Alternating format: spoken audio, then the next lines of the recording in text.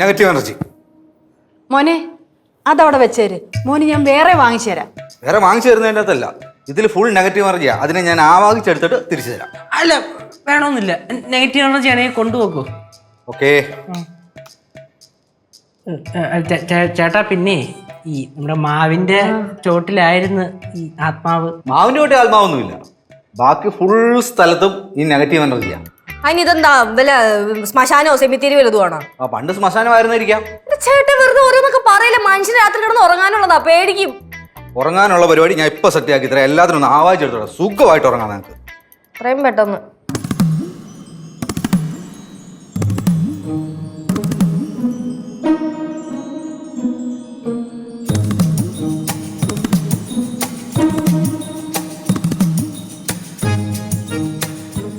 അടുക്കളയിലോട്ട് എന്തിനും മന്ത്രവാദി എന്തിനാ അടുക്കളയിലോട്ട് വന്നേ? വിഷന്നിട്ടായിരിക്കും. അടുക്കളയിൽ നിന്ന് ഭയങ്കര സൗണ്ട് കേൾക്കണല്ലേ, ഇതിനും വേണ്ടി നെഗറ്റീവ് എനർജി അടുക്കളയിൽ? അയ്യോ, അടുക്കള ഫ്രിഡ്ജിൽ ഒരു കോഴി ഇരിപ്പില്ലയോ? നീ അതിന്റെ ആത്മാവ് വല്ലതും ആയിരിക്കോ? പിന്നെ കോഴിയുടെ ആത്മാവൊന്നും അതിൽ ഡിറ്റക്റ്റ് ആവില്ല, മനുഷ്യനെ മാത്രമേ ആവത്തുള്ളൂ.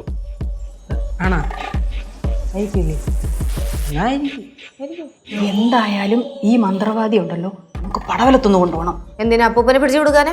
ലച്ചു, അവിടെ കൊറേ നെഗറ്റീവ് എനർജി ഉണ്ടടി. അമ്മമ്മ ഇവിടെ നിൽക്കുമല്ലേ, പിന്നെ ഇങ്ങനെ അവിടെ നെഗറ്റീവ് എനർജി? ആ പറഞ്ഞതിൽ കാര്യമുണ്ട്. എന്ത് കാര്യമുണ്ട്? അല്ല, നമ്മളെല്ലാരും കൂടെ ഒരുമിച്ച് നിൽക്കുമ്പോഴാണ് ഈ ബീപ്സ് ഓടിക്കില്ല കടകടാന്നും പറഞ്ഞ് അടിക്കുന്നത്. നമ്മളും മാറി നിന്ന് അമ്മൂമ്മേനെയും മാറ്റി നിർത്തി ഒന്ന് നോക്കാം, ചിലപ്പോ പോസിറ്റീവ് ആയാലോ. അത് ശരിയാണ് കേട്ടാ, കാരണം ഈ അമ്മ പറഞ്ഞ നമുക്കൂടെ ചീത്തപ്പേര്. നീ അമ്മൂമ്മയുടെ നെഗറ്റീവ് എനർജിയാണ് നമുക്ക് കിട്ടണത്. നീ ഇപ്പൊ അമ്മൂമ്മ വല്ലതും പിടിച്ചോണ്ട് പോകും? എനിക്കും തോന്നുന്നുണ്ട്. അങ്ങനെ പിടിച്ചോണ്ട് പോവാന്നെങ്കിലേ നിങ്ങളെ ഞാൻ കൂടെ കൊണ്ടുപോകും. എല്ലാരും കൂടെ താങ്കളുടെ കപ്പാസിറ്റി നമുക്ക് ആലോചിക്കാം. നമ്മള് മാറ്ററിൽ നിന്ന് പുള്ളി പോയിട്ടെന്തേ? പോയി നോക്കണം. ചേട്ടാ, ചേട്ടാ, അണ്ണാ,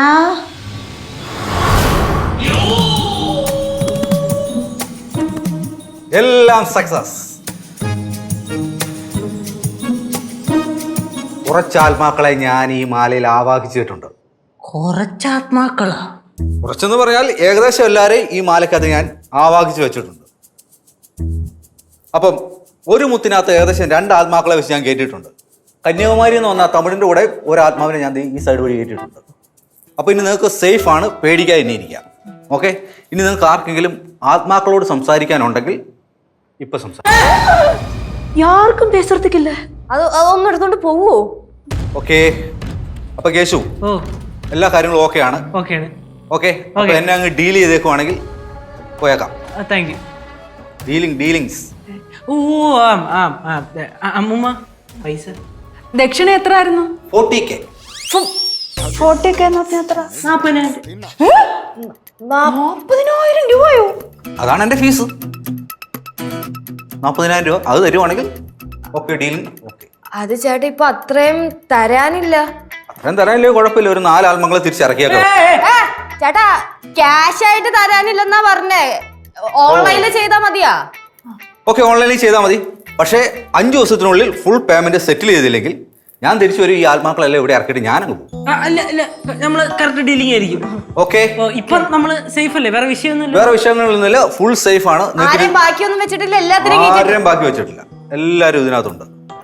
അപ്പൊ ഓക്കെ, പോകട്ടെ. ഓക്കെ,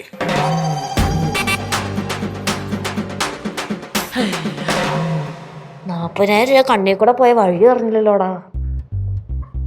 ഫ്ലവേഴ്സ് സ്മാർട്ട് ഷോ ശനി ഞായർ ദിവസങ്ങളിൽ രാത്രി 9:30 ഫ്ലവേഴ്സിൽ.